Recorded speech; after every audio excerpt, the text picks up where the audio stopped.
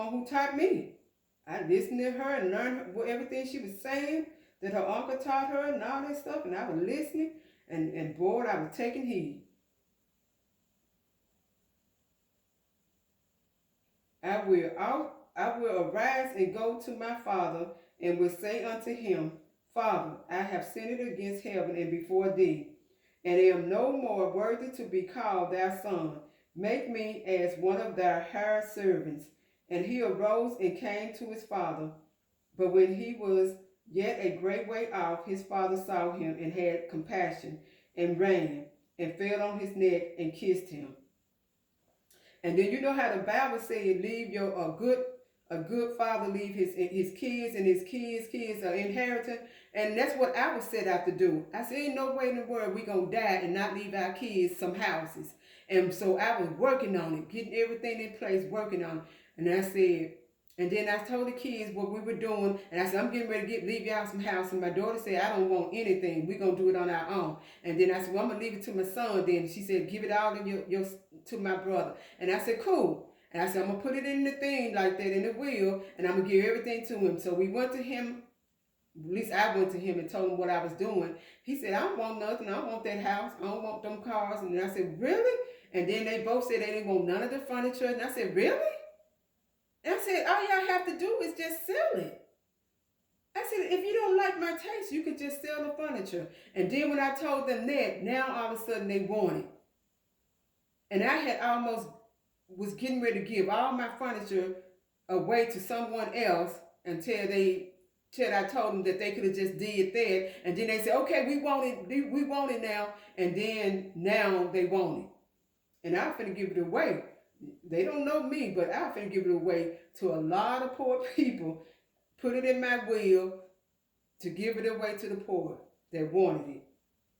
Mainly people that I was raised up on Bedford Street with. But after they said now they want it and they'll sell it. And I said, okay, cool. That's fine. But I said, Lord, what do we do when our kids don't even want the inheritance? And they don't even want it to pass down to their kids. And I'm like, wow, I've been sitting up here reading all these things, learning all these things for nothing, and they don't want much. So now we decided, I said, we'll just only own 3 houses and give our son one, and then we'll make him pay for half and half on the house for him, and then we'll buy 2 more houses to rent, and then we'll just buy one to live in. A bigger house to live in. But now since I'm back single, I just have to stay here since I'm single. So I just stay here by myself till the Lord bless me with a husband. And preferably one that love him and gonna do right by him. And he gotta have something too. He just ain't no walking here with nothing and then take ownership. You gotta bring something to the table. These 2 houses showing me that you got yourself together and you got your ducks in a row also. And then we'll sit down and sign some prenup and get everything started. And the son said unto him, Father, I have sinned against heaven and in thy sight, and am no more worthy to be called thy son. But the father said to his servants, Bring forth the best robe and put it on him, and put a ring on his hand and shoes on his feet. And bring hither the fatted calf and kill it, and let us eat and be merry.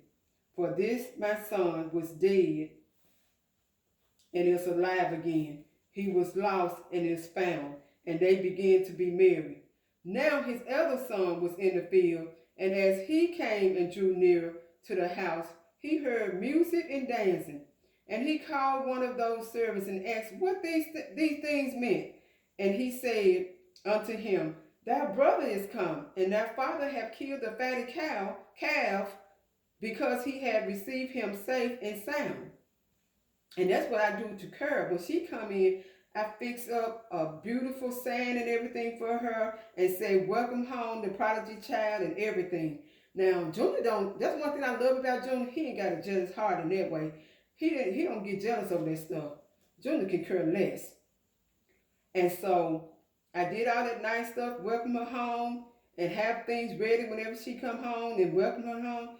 And and I don't know if she liked it or not, because she didn't say, "Oh, mom, that's beautiful. Oh, mom, thank you." So I don't know. So after that day, I just never made a saying again, and I did that saying by hand, and so I just never did it again. Because one day I did it for my husband back in Utah, and I had to do that dot matrix thing, and I had to colored it all in because it only printed like in, how the printers were back in the day, back in 1990. I had to do all that stuff separately, and it took me a week to do it. And then when he came home, he said, "Take that down." And I said, "Take it down?" It took me a week to do all that. And I said, "Well, I'm going to keep it up for at least a week because it took me a week to do it. Can I at least keep it up for a week? Welcome home, Dad." So I'm like, "Can I at least keep it?" I said, "Welcome home, Baron." I still got a picture of it. I said, "Man, I put time in that and effort." And it wasn't appreciated. So now I don't do that anymore. So now I know they don't like it. I just don't do it anymore. So now he's getting angry. And he was angry and would not go in. Therefore came his father out and entreated him. And he answering said to his father, "Lo, these many years do I serve thee, neither transgress I at any time thy commandment. And yet thou never gavest me a kid that I may," and a kid he talking about a little kid cow, fatted calf, "that I may make merry with my friends. But as soon as this thy son was come, which have devoured thou living with harlots, thou hast killed for him the fatted calf." And he said unto him, "Son, thou art ever with me, and all that I have is thou. It was meet that meant that we shall make merry and be glad. For this thy brother was dead and is alive again, and was lost and is found." See, that's why he said that. Since I didn't tell you all the chapters and the amount, the chapters and what I was reading, I'll do it on a comment. I'll put the verses on the comment for whoever wants to, keep up with that, just in case somebody want to know. But anyway, I'm gonna say the end so I can tell you a little light on stuff. This is why I was going through what I was going through, and that's probably how y'all took me. But I didn't see myself as being mean, and I was just seeing myself, hey, what if all this stuff go through so quickly, and then tomorrow, all this stuff happened that's going to happen go so quickly. I was just trying to get people to come in and get saved, and letting people know that this is our God. The Bible, we found places where the Bible is saying black this, and I said, hey y'all, this is our book. And I was just telling and pointing out things to you all. My husband was fanning black in here, and I was fanning black. So I was rushing to tell you all this book is black biblical history. And I was just letting you all know that. We were learning so much. I'm like, you all thought we were serving somebody else's God. Guess what? We serving our own God. And that's all I was rushing to try to get you all to understand. But everybody jumped on the bandwagon and took it in the wrong direction. And that was Satan, you all. I'm just convinced that was Satan. He made everybody took it in the wrong way. Because anybody know me and the friends I had, I'm always kind to them. Now, one time I had said something, and sometimes people thinking I'm getting smart, but I'm not getting smart. I'm just telling you out of excitement. And I said, hey, what I'm supposed to do, And I'm just saying it out of excitement, but people take it in the wrong way and say I'm mean. I'm like, anytime I say something wrong and you don't like it, I guarantee you let me know, I apologize on the spot, and I tell you that no, you're taking it in the wrong way. That's not me. And then I turn around and say it the way that you want me to say it. But don't sit up here and judge somebody, because I'm seeing all these other teachers, they just going off, some cursing people out while teaching to them. Me and Barry, we just got off of that channel. We were like, boy, this lady crazy. And then the guy started going off. I said, oh, he crazy too. So we left them channel alone. But I saw they had 1,000 people on their website, on their YouTube. And I said, boy, these people don't man them going off on them. And then I ain't cursed nobody out, and I was just speaking loud because I was excited. And then people took it in the wrong way, like, oh, she being smart. No, I wasn't being smart. I was just letting you all know things. But as usual, the devil make you all see me in a different light. But then when people out here cheating on their wives and cheating on their husband, oh, y'all see them in a good light. Even though you know they're supposed to be saved and filled with the Holy Spirit, but y'all see them in good light, in a good light. But me, they always, the devil makes sure they see me in a bad light. But then if I was out here cheating on my husband and stuff, maybe then they'll be like, oh man, Karolyn, just like us. Girl, she go and play church, and then she come back and then she cheat on her husband, then she go to church and praising the Lord. Well, I'm not that hypocrite. I was serving him the right way, and I wasn't out here doing all that negative stuff. But I wouldn't let these people come in here, and I was trying my best to catch them so I can put some bullets in their butt to show them how I feel about their wickedness. But the Most High didn't see it that way. He didn't let me catch nobody in here, and they got so slick with coming in. And I kept saying, and then my husband kept saying, who you gonna tell? They didn't break no glass to come in. They didn't tear nothing up. Who you gonna tell? And then he kept screaming at me like I was the bad person. Who you gonna tell? What we gonna go up there and tell the police officer? Ain't nobody coming in. They just coming in. How we gonna do it? I said, but we gotta do something. We gonna keep letting them come in the garage and come through our door. I said, they know the password. They know how to get in the garage. So that sounds like an inside job to me. And I said, unless you doing it, I don't know. Are you giving people the password? Why would I do that? Are you giving people access to the garage? What am I do that for? So I'm like, somebody doing it. I don't know who doing it, but somebody doing it. And I'm seeing a white guy wait till he'll sit out there and wait, and I'm looking at him as he waiting, and then he'll tell me where I get to the mailbox, and then the white guy rolled down his window and just stared at me. And I stared him back, and I had my hand right on my gun. I'm like, dude, don't even go there, because I'll get you before you get me. And I'm not finna let these people scare me. He told me don't live in fear, and I ain't been living in fear. They've been trying to scare me, and I haven't lived in fear from day one. But I have been trying to catch them. Oh, Lord have mercy, I have.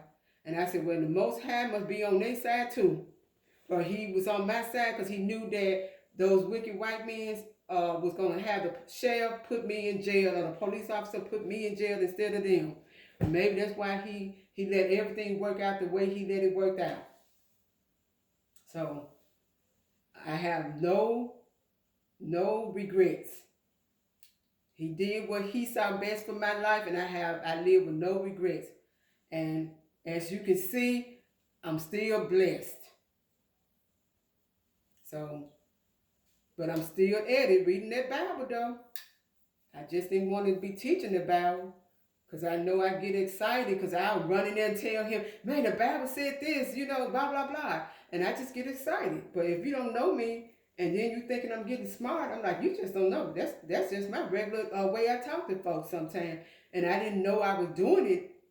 And I guess all this wickedness that I was going through had changed me when I thought it didn't. And maybe it had changed me. I didn't know. I'm still telling everybody I'm the same person. I had no clue, because I know I got a kind heart and I'm always helping folks.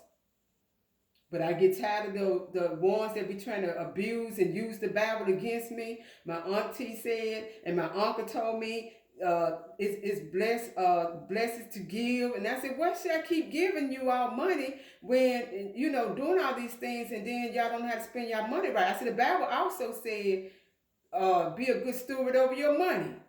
And then the only thing my auntie said was, be a good steward over your money, huh? That's all she said. I said, yeah. You're not being a good steward over the money I give you. This is the second time I done gave you money, and it ain't no little $25 and $50. Once it was $150, and another, when I saw she couldn't spend her money right, I just gave her $50. Because I said, you ain't spending your money right, so I'm going to give you $50 this time. And I'm not trying to brag or nothing. I'm just letting you know I had to scale myself back. I was too kind. and I was being taken advantage of, and they was using the Bible against me. So that's a little insight on what probably why I went the way I went. I don't know, but I just know I was excited about teaching His Word and teaching you all things. So have a blessed day, you all, and enjoy the rest of your Friday night. Hallelujah. Glory to the Most High.